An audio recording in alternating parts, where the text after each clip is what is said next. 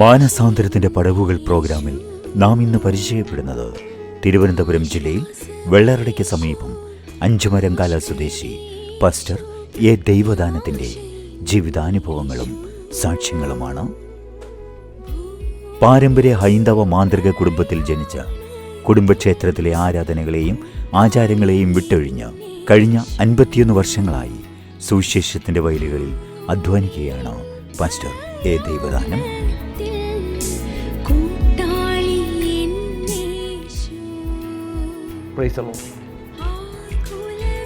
എൻ്റെ സാക്ഷി പ്രിയപ്പെട്ടവരോട് പറയുവാൻ ദൈവം ഒരുക്കിത്തന്ന വലിയ ഭാഗ്യത്തെ ഓർത്തും മുഖാന്തരത്തെ ഓർത്തും ഞാൻ കർത്താവിനെ സ്തുതിക്കുന്നു. എൻ്റെ സാക്ഷ്യം പറയുന്നതിന് മുമ്പ് എൻ്റെ പശ്ചാത്തലത്തെക്കുറിച്ച് ഒന്നിൻ്റെ വാക്ക് പറയട്ടെ. എൻ്റെ ഫാമിലി ഒരു തീവ്ര ഹിന്ദു ഫാമിലി ആയിരുന്നു. വെള്ളടയ്ക്കടുത്ത് 5 മരവും ഒരു വലിയ കാവും ഒരു ക്ഷേത്രവും ഉണ്ടായിരുന്നു. അവിടുത്തെ പൂജാരിയായിരുന്നു എൻ്റെ ഗ്രാൻഡ് ഫാദർ. അതിൻ്റെ പേര് ശുക്രൻ എന്നായിരുന്നു. ഒരു ദിവസം 18 ചെറുപ്പക്കാർ കോട്ടയത്തിൻ്റെ ഭാഗത്തുനിന്ന് കടന്നു വന്ന്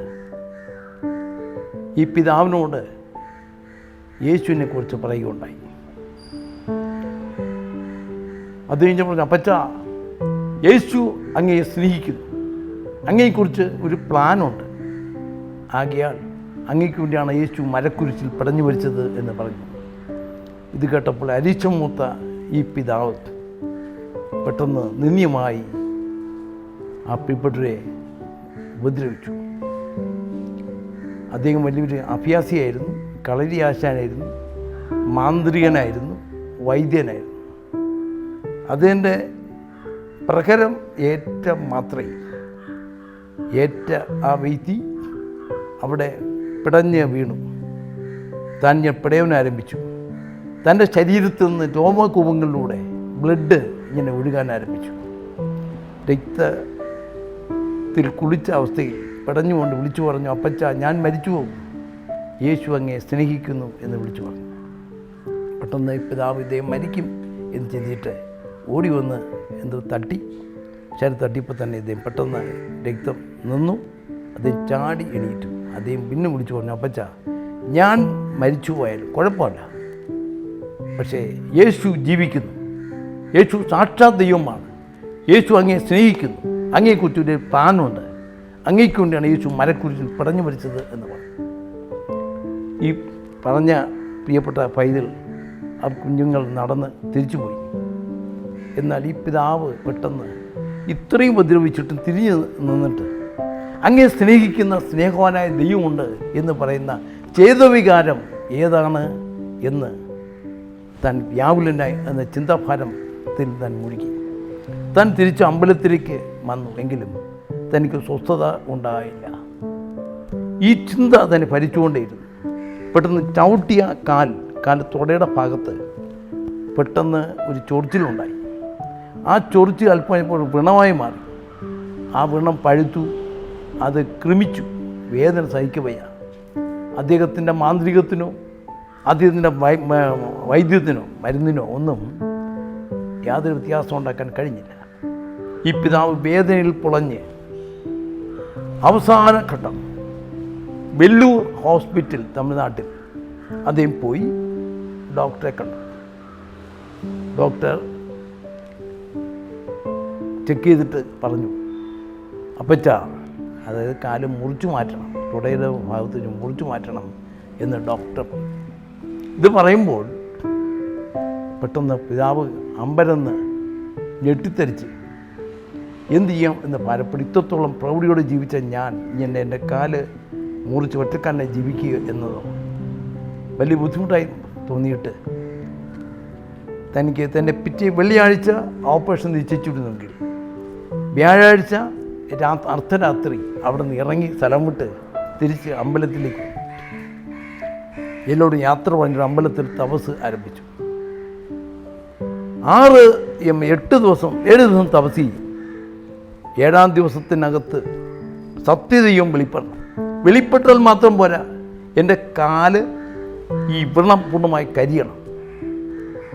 അങ്ങനെയെങ്കിൽ ആ ദൈവത്തെ ഞാൻ സേവിക്കും എന്ന് പറഞ്ഞിട്ട് താൻ താമസം ആരംഭിച്ചു. ദിവസം 1, 2, 3, 4, 5, 6 6 രാത്രി, അർദ്ധരാത്രി. അന്ന് പെട്ടെന്ന് ഒരു വെളിച്ചം, കോടി കോടി സൂര്യനെ വെല്ലുന്ന ഒരു പ്രഭ തൻ്റെ ആ അമ്പലത്തിലേക്ക് കടന്നു. തൻ്റെ അമ്പലന്ന് ഇങ്ങനെ നോക്കുമ്പോൾ ഒരു തുള്ളി ബ്ലഡ് വീഴുന്നു. വേണ്ടത് ഇറ്റിറ്റ് ബ്ലഡ് വീഴുന്നു. ക്രൂശിക്കപ്പെട്ട യേശുവിൻ്റെ പാദം ഇറങ്ങി വരുന്നു. യേശുവിൻ്റെ ശരീരം അല്ലെങ്കിൽ ക്രൂശിക്കപ്പെട്ട യേശു മുമ്പിൽ നിൽക്കുന്നു. വിറയ്ക്കുന്ന അധങ്ങളിലൂടെ വിളിച്ചു പറഞ്ഞു, മകനെ, ഞാനാണ് സാക്ഷാത് ദൈവം. ഞാൻ നിനക്ക് വേണ്ടിയാണ് മരക്രൂശിൽ പിടഞ്ഞു മരിച്ചത്. ഇതെല്ലാം സഹിച്ചത് നിനക്ക് വേണ്ടിയാണ്. ഞാൻ നിന്നെ സ്നേഹിക്കുന്നു. എനിക്ക് നിന്നെക്കുറിച്ച് പ്ലാനുണ്ട് എന്ന് അദ്ദേഹം കേൾക്കുന്ന ഒരു ശബ്ദം അദ്ദേഹം കേട്ടു. പെട്ടെന്നറിയാതെ പറഞ്ഞു, കർത്താവേ, നീയാണോ സാക്ഷാത് ദൈവം? നിനക്കെതിരായിട്ടാണ് ഞാൻ ഇത്രയും നാളും ജീവിച്ചത്. നീ സാക്ഷാത് ദൈവമാണെങ്കിൽ ഞാൻ അങ്ങനെ രക്ഷകനും കർത്താവുമായി സ്വീകരിക്കുന്നു. ഇത് കേവലം സ്വപ്നമായിരുന്നു. പക്ഷേ അന്നേരം കാലൊരു ചൊറിച്ചു. ഈ ഇങ്ങനെ പറയുമ്പോൾ തന്നെ സ്വപ്നത്തിലാണ് കാലിൽ ചൊറിച്ചിലുണ്ടായി. അത് ചൊറിഞ്ഞു എങ്കിലും ഒരു ആണി ഇളകി പോകും പോലെ തോന്നി. കണ്ണു തുറന്നപ്പോൾ അത് സ്വപ്നമല്ല, അത് റിയലായിരുന്നു, യാഥാർത്ഥ്യമായിരുന്നു. കംപ്ലീറ്റ് ഈ വ്രണം മാറി. ഒരു കിഴുത്തം മാത്രം അവിടെ ശേഷിച്ചു. അദ്ദേഹം ഞെട്ടിത്തിരിഞ്ഞ് അദ്ദേഹം വിശ്വസിച്ചിരുന്ന ഹനുമാൻ, ഭദ്രകാളി, കരിങ്കാളി തുടങ്ങിയ ദേവതകളെല്ലാം വലിച്ചെറിഞ്ഞു. ആ ബിംബങ്ങളെയും അതെല്ലാം വലിച്ചെറിഞ്ഞിട്ട് യേശുവേ യേശുവേ എന്ന് നിലവിളിച്ചു. ആൾക്കാരെല്ലാം രാത്രിയുള്ള ഈ ശബ്ദം കേട്ട് അമ്പരം എന്തു പറ്റി? സ്തോത്രം, അത് യേശുവിനെ സ്വീകരിച്ചു. ചുരുക്കി പറയട്ടെ, ആ സ്ഥലം അദ്ദേഹം അതൊരു പ്രാർത്ഥനയ്ക്കായി വിനിയോഗിച്ചു. അവിടെ ഒരു ചെറിയ ഷെഡ് കെട്ടി ഒരു ആരാധന തുടങ്ങി. ആ ഷെഡിൽ ആദ്യത്തെ പാസ്റ്ററായിട്ട് അച്ഛനായിട്ട് ഉപദേശിയായിട്ട് സ്റ്റീവൻ ഉപദേശി എന്ന ഉള്ള വ്യക്തിയെ ചുമതലപ്പെടുത്തി അദ്ദേഹമാക്കി. 10 മക്കളുണ്ടായി. ഈ പിതാവിൻ്റെ പേര് ശുക്രൻ എന്ന പേര് സുവിശേഷ മുത്തു എന്ന പേര് മാറ്റി. അദ്ദേഹത്തിൻ്റെ മൂത്ത മകനെ ഇതിൻ്റെ ചുമതല ഏൽപ്പിച്ചിട്ട് ഇളയ ആളാണ് എൻ്റെ പപ്പ. 10ാമത്തെ മകൻ സ്തോത്രം അദ്ദേഹം ആദ്യ സെക്രട്ടറിയായി. അതാണ് വെള്ളറട CSI ചർച്ച്. ഇന്ന് ലോകത്ത് അറിയപ്പെടുന്ന ഒരു ചർച്ചാണ്. അതിൻ്റെ കീഴിൽ 39 ചർച്ചുകൾ എൻ്റെ പിന്നിലുണ്ട്. ഇത് ഡിസ്ട്രിക്ട് ചർച്ചാണ്. അവിടെ ചർച്ചിനും സ്കൂളും ഒക്കെ ഇരിക്കുന്ന സ്ഥലമെന്ന് പപ്പ ഗ്രാൻഡ് ഫാദർ കൊടുത്തു. ആ സ്കൂളൊക്കെ അവിടെ ചെയ്തു.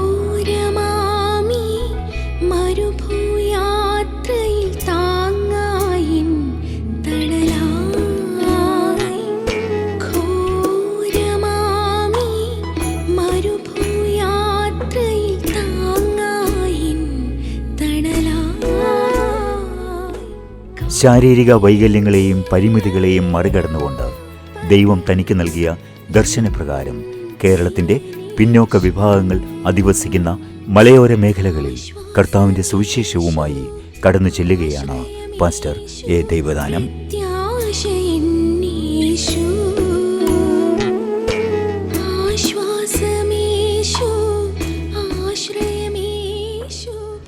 അങ്ങനെ ആ പിതാവ് യേശുവിനെ അറിഞ്ഞ് ക്രിസ്തീയ ആരാധന ആരംഭിച്ച ആ സ്ഥലത്തിന് 5 മരം, ആ മരം മുറിച്ചു, കാവെല്ലാം വെട്ടിമാറ്റി. അന്ന് മുതൽ ആ സ്ഥലത്തിൻ്റെ പേര് 5 മരം കാല എന്ന സ്ഥലം പേരായി. അവിടെ ഇരിക്കുന്ന അമ്പലുന്ന സെയിം സ്ഥലത്തിരിക്കുന്ന ചർച്ചാണ് വെള്ളറട CSI ചർച്ച്. ഇന്ന് ഒരു വലിയ ചർച്ച, അനേക കുടുംബങ്ങളുള്ള ഒരു ഡിസ്ട്രിക്ട് ചർച്ച, ഉയരപ്പെട്ട ചർച്ച്. എന്നാൽ ഈ പെന്തക്കോസ്ത് അനുഭവത്തിൽ വന്നതിനെക്കുറിച്ച് ഒരു വാക്ക് പറയട്ടെ. ആ പിതാവിൻ്റെ 10 മക്കൾ 10ാമനായിരുന്നു എൻ്റെ ഫാദർ.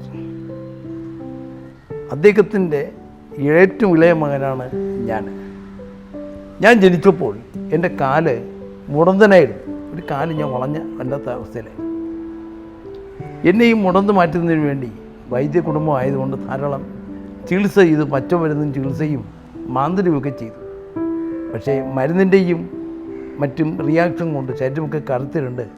വളർച്ച മുരടിച്ച് 3 വയസ്സായിട്ടും വളർച്ചയില്ലാതെ അവസാനം ഞാനും ക്രിട്ടിക്കൽ സ്റ്റേജിൽ മരണാവസ്ഥയിലായിത്തീർന്ന സാഹചര്യത്തിൽ എന്നെയും വെല്ലൂർ ഹോസ്പിറ്റലിലേക്ക് കൊണ്ടുപോയി. അവിടെ ട്രീറ്റ് ചെയ്തു. ഡോക്ടർ പറഞ്ഞു, അപ്പച്ച ഈ കുഞ്ഞും ഇഷ്ടപ്പെടാൻ ബുദ്ധിമുട്ടാണ്, അത്രത്തോളം മരുന്നിൻ്റെ റിയാക്ഷൻ അധികമായിപ്പോയി, അതുകൊണ്ട് നിങ്ങൾ തിരിച്ചു കൊണ്ടുപോകണം എന്നാവശ്യപ്പെട്ടു. തിരികെ വിട്ട് വീട്ടിൽ വന്ന് ഇനി എന്ത് ചെയ്യാം എന്ന് ചിന്തിച്ച് ഭാരപ്പെടുമ്പോൾ എൻ്റെ മദർ ഇങ്ങനെ പറഞ്ഞു, വെള്ളടയ്ക്കടുത്ത് വേദന പ്രസംഗിയർ എന്ന് പറയുന്ന വ്യക്തിയുടെ അവിടെ ഒരു മില്ലിൽ പെന്തക്കോസ്തുകാരുടെ ഒരു മീറ്റിംഗ് നടക്കുന്നു. Pastor T Sathyadas, pastor Muttakkad Steven, pastor Palappur Steven, 3 ദൈവദാസന്മാർ ഒരുമിച്ച് പ്രാർത്ഥന നടത്തുന്ന ഒരു പ്രവർത്തനം. ഒരൊറ്റ വ്യക്തി പോലും അദ്ദേഹം പ്രവർത്തിച്ചിട്ട് കടന്നു വരാൻ പറ്റുന്നില്ല. ആ സാഹചര്യമാണ് ഇവിടുത്തെ അന്തരീക്ഷം. അങ്ങനെ ഇരിക്കുമ്പോൾ മാതാവിൻ്റെ താല്പര്യാനുസൃതം ഫാദർ പെർമിഷൻ കൊടുത്തു. പെന്തക്കോസ്തുകാരുടെ സാറിന് നടയിൽക്കാരും കയറ്റാറില്ല, നിന്ദ്യമായിട്ടും പുച്ഛമായിട്ടും തീണ്ടായിട്ട് കാണുന്ന ഒരു കാലഘട്ടം. അങ്ങനെ പിതാവ് പെർമിഷൻ കൊടുത്തു. ആ പ്രിയ ദേവാസന്മാരെ വിളിച്ച് പ്രാർത്ഥിച്ചു. 11 ദിവസം കരങ്ങളിലെടുത്ത് അവർ ഉപവസിച്ച് വെള്ളം പോലും കുടിക്കാതെ ഉപവസിച്ച് പ്രാർത്ഥിച്ചു. ദൈവം അത്ഭുതമായി വിടുതൽ തരാൻ ആരംഭിച്ചു. അതിനുശേഷം കുറച്ച് എണ്ണ കൂടെ കൊടുത്തു, പ്രാർത്ഥിച്ച് തൊട്ട് പൂശി. എണ്ണ തീർന്നപ്പോൾ കംപ്ലീറ്റ് മുടന്ന് മാറി. അങ്ങനെ പൂർണ്ണ സൗഖ്യം പ്രാപിച്ചു. അങ്ങനെ ഞങ്ങൾ പെന്തക്കോസ്ത് അനുഭവത്തിലേക്ക് പ്രിയപ്പെട്ട മാതാവും പ്രിയപ്പെട്ട കടന്നു വന്നു.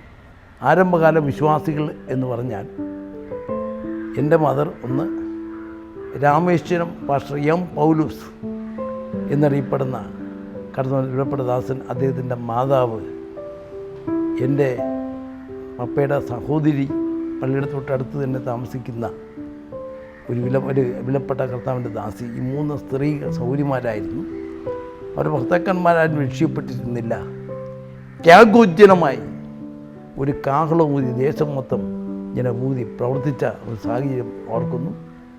ദൈവം അത്ഭുതം പ്രവർത്തിച്ച് അവിടെ മക്കളെല്ലാം അനുഗ്രഹപ്പെട്ട കർത്താവിൻ്റെ വേലക്കാരായ ദാസന്മാരായി മാറി.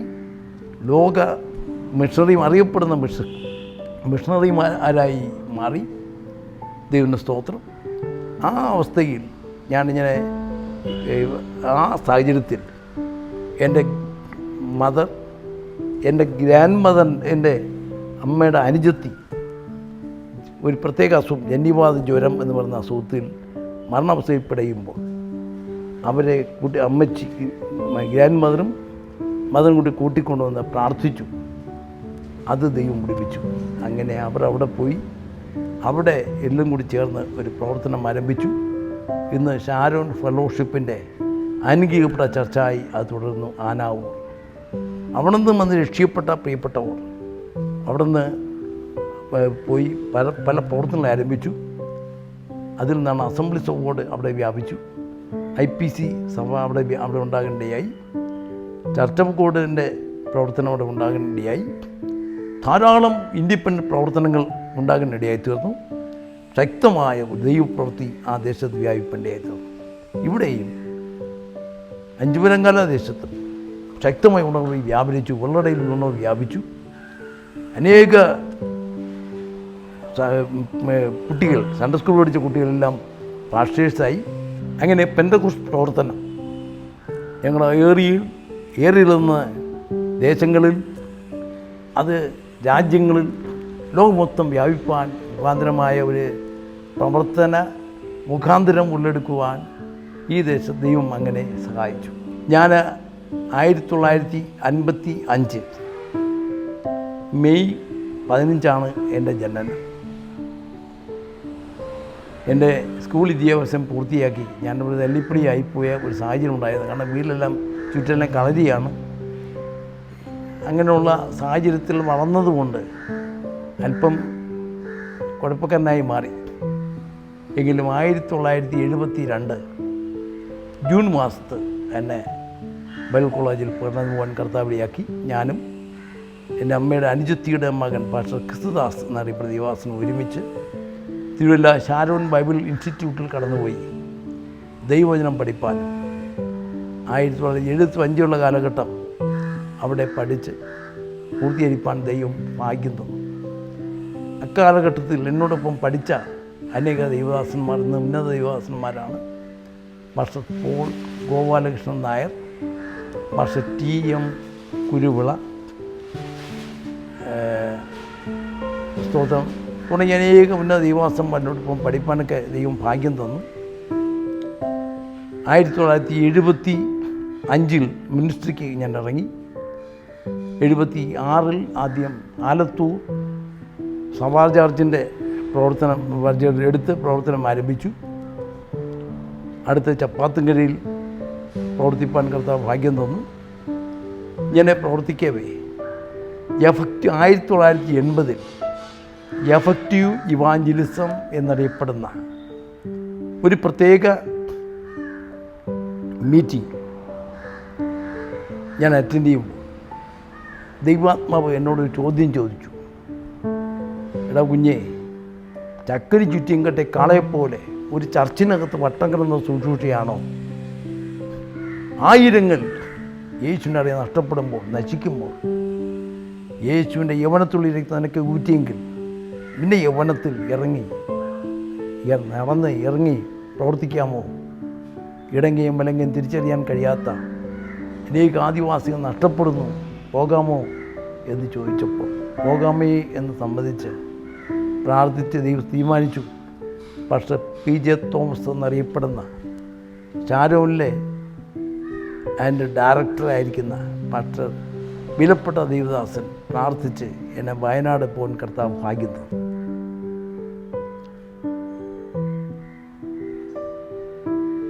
വയനാട് അന്നത്തെ കാലം നക്സലേറ്റിൻ്റെ കോട്ടയാണ്. ക്രിസ്ത്യാനികൾ ഏറെയില്ല. വലിയ പ്രശ്നസങ്കീർണമായ അവസ്ഥ, കാലാവസ്ഥ വളരെ ബുദ്ധിമുട്ടാണ്. ഇന്നത്തെ മാവോയിസ്റ്റുകൾ എന്നറിയപ്പെടുന്ന നക്സലേറ്റ് എല്ലാ ഭാഗങ്ങളിലും ഉണ്ട്. തീർത്തും അപകട മേഖലയായിരുന്നു. 80 മുതൽ 84 കാലഘട്ടം അവിടെയുള്ള ഗ്രാമാന്തരങ്ങളിൽ കാടുകളിലും ഉൾക്കാടുകളിലും പാർക്കുന്ന ആദിവാസിക്കിടയിൽ കടന്നുപോയി അവരെ കർത്താവിന് വേല ചെയ്യുവാനും, അവരെ പഠിക്കില്ല, കുളിക്കില്ല, എണ്ണ വയ്ക്കില്ല, പല്ല് വയ്ക്കില്ല, ഇത്തരത്തിൽ അപരിഷ്കൃതമായ പിഞ്ച് കുഞ്ഞുങ്ങളെ അവരെ പഠിപ്പിപ്പാൻ, അഡൽട്ട് എഡ്യൂക്കേഷൻ വിദ്യാഭ്യാസം ചെയ്യുവാൻ, അവർക്ക് അക്ഷരം അവരെ പഠിപ്പിപ്പാൻ, അവർ കണക്ക് പഠിപ്പിക്കാൻ, അതോടൊപ്പം തന്നെ പ്ലാനൽ ബോർഡ് ഉപയോഗിച്ച് അവർക്ക് കഥകളും മറ്റും ബൈബിൾ കഥകൾ പഠിപ്പിപ്പാൻ, പാട്ടുകൾ പഠിപ്പിപ്പാൻ, അവരെ പരിഷ്കൃതരാക്കി കുളിപ്പിക്കുക, വലിയാക്കി ഇത്തരത്തിൽ അവരെ പരിഷ്കൃതത്തിൽ മാർഗത്തിൽ കൊണ്ടുവന്ന് അവരെ വിദ്യാഭ്യാസം ചെയ്യുവാൻ സ്കൂളിലേക്ക് നിർബന്ധിച്ച് പറഞ്ഞയക്കുവാൻ, മാറ്റം ഉണ്ടാക്കുവാൻ, ആ കാടുകളിൽ സോഷ്യൽ വെൽഫെയർ ഓഫീസ് മുഖാന്തരം അവർക്ക് ബാലപാടികളും താമസ സൗകര്യങ്ങളും ഉണ്ടാക്കുവാൻ ഒക്കെ ദൈവം അത്ഭുതം പ്രവർത്തിച്ചു. അനേക കുഞ്ഞുങ്ങളെ തേടിപ്പിടിച്ച് 5 വരെയെങ്കിലും പഠിച്ച കുട്ടികളെ Kerala software and oil company government സംവരണം ചെയ്ത അനേക സീറ്റുകൾ അവർക്കൊണ്ട് ജോലിക്കായി. അവിടേക്കൊക്കെ ആനയിക്കുവാൻ കർത്താവിടെയാക്കി.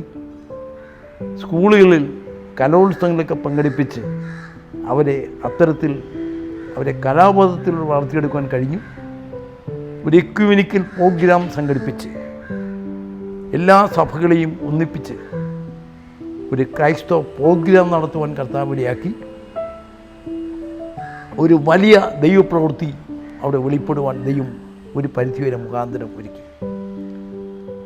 മാനിക്കുനി മൈതാനത്ത് ഒരു വലിയ ക്രൂസൈഡ് അന്ന് ഒരു പ്രവർത്തന ദൈവാസനെ ഉത്സാഹിപ്പിച്ച് അദ്ദേഹത്തിലൂടെ പറഞ്ഞ് വിളിപ്പിച്ച് pastor VA Thampi, pastor TM Kuruvila എന്ന ദൈവാസൻ്റെ ഇവിടെ പഠിച്ച ദൈവാസനാണ്, ഇന്ന് അനുഗ്രഹിക്കപ്പെട്ട ദൈവാസനാണ്. അദ്ദേഹത്തെ വരുത്തി മനോഹരമായ ക്രൂസ് സംഘടിപ്പിക്കാൻ കർത്താവിടെയാക്കി. അനേകർ യേശുവിനെ കണ്ടെത്തുവാൻ മുഖാന്തരമാക്കി. സ്തോത്രം. അനേക സഭകൾ പ്രവർത്തനം ആരംഭിച്ച സ്ഥലത്താൽ ഇന്ന് സഭകൾ ഉണ്ടാകുവാൻ ഇടയാക്കി.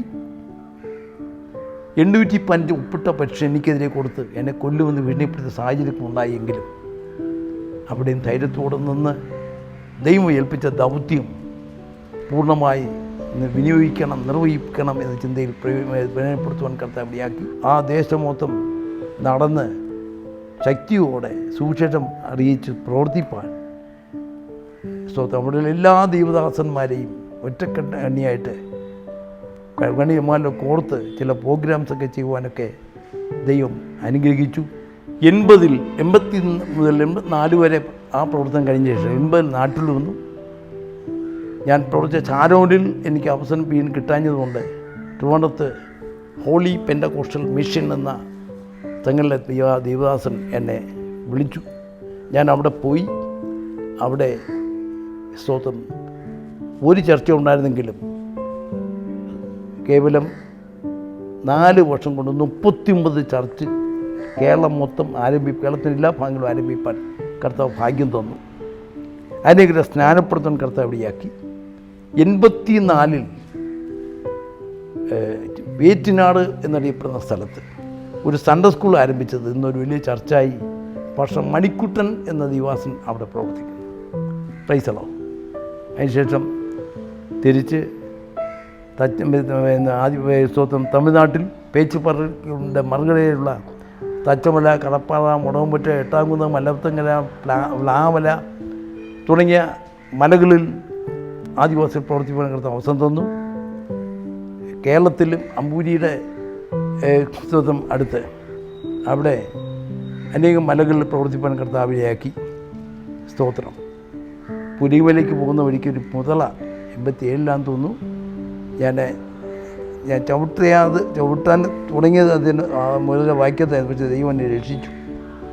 പിറ്റേ ദിവസം തങ്കമ്മ എന്നറിയപ്പെടുന്ന ഒരു സ്ത്രീയെ മുതല കടിച്ച് കൊന്നതായിട്ട് 10 നാം വായിച്ചുവല്ലോ. ആ പുലിമലയൊക്കെ പ്രവർത്തിപ്പാൻ കർത്താവ് ഇടയാക്കി. ഇതിൻ്റെ സ്തോത്രം. ഇപ്പോൾ പിന്നെയും ഷാരുവിൻ്റെ ബന്ധത്തിൽ സഭയുടെ പ്രവർത്തനമായിട്ടും ഒക്കെ മുഴുകി ഞാൻ പ്രവർത്തിക്കുന്നു. എൻ്റെ പ്രിയപ്പെട്ടവരെ, എന്നെ രക്ഷിച്ച ഈ യേശു നിങ്ങളെ രക്ഷിപ്പാൻ ആഗ്രഹിക്കുന്നു. മരക്കുരിശിൽ നമുക്കൊരു പിടഞ്ഞു വരച്ച യേശു ആഴമാർന്ന് നിങ്ങളെ സ്നേഹിക്കുന്നു. ഈ കേൾക്ക് നിങ്ങളെക്കുറിച്ച് എല്ലാവരെക്കുറിച്ച് ദൈവത്തിന് വലിയൊരു പ്ലാന് ഉണ്ട്, വലിയൊരു ഉദ്ദേശം. നമുക്ക് ദൈവിക പ്ലാനൊത്തോണം മടങ്ങി വരുവാൻ നിങ്ങളെല്ലാവരെയും ആഹ്വാനം ചെയ്തുകൊണ്ട് ഈ അവസരം ഒരുക്കിയ പ്രിയപ്പെട്ടവർക്ക് നന്ദി പറഞ്ഞുകൊണ്ടും എൻ്റെ വാക്കുകളെ ഉപസംഹരിക്കുന്നു. ദൈവം നമ്മെ അനുഗ്രഹിക്കട്ടെ.